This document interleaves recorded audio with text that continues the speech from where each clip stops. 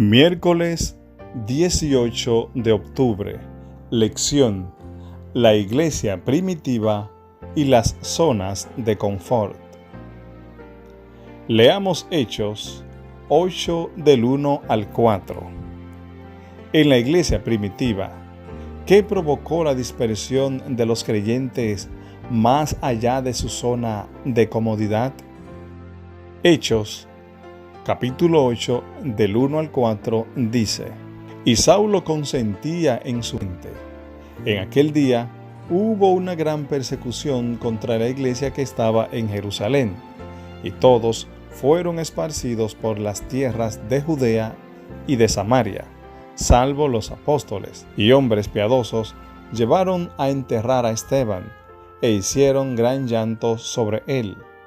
Y Saulo asolaba la iglesia y entrando casa por casa, arrastraba a hombres y a mujeres y los entregaba en la cárcel.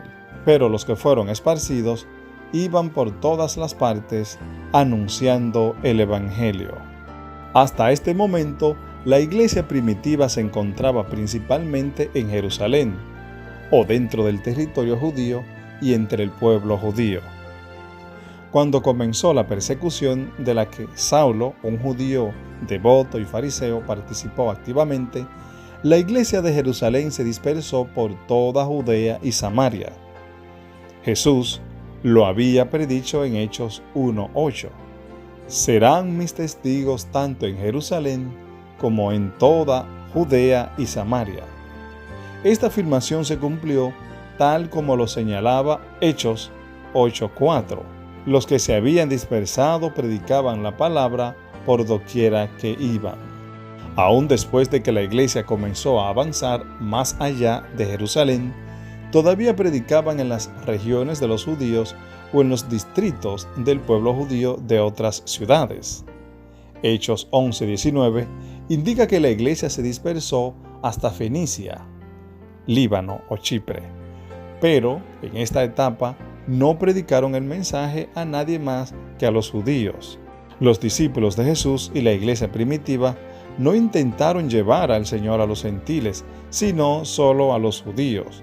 Todavía tenían una visión limitada sobre cuál debía ser la misión de la iglesia.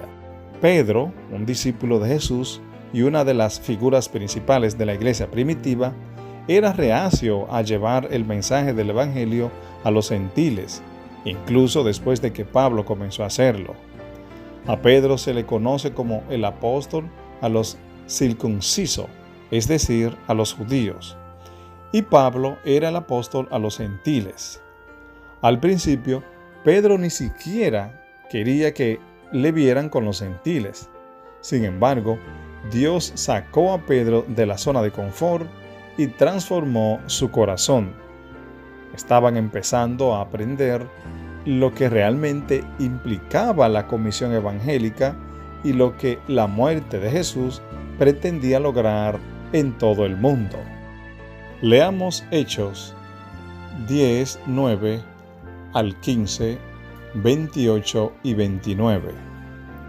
Al siguiente día, mientras ellos iban por el camino y se acercaban a la ciudad, Pedro subió a la azotea para orar cerca de la hora sexta, y tuvo gran hambre y quiso comer.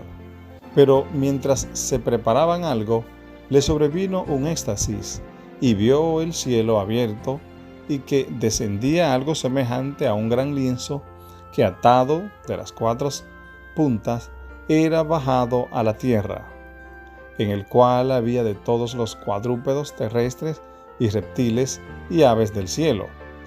Y le vino una voz: Levántate, Pedro, mata y come. Entonces Pedro dijo: Señor, no, porque ninguna cosa común o inmunda he comido jamás. Volvió la voz a él por segunda vez: Lo que Dios limpió, no lo llames tú común.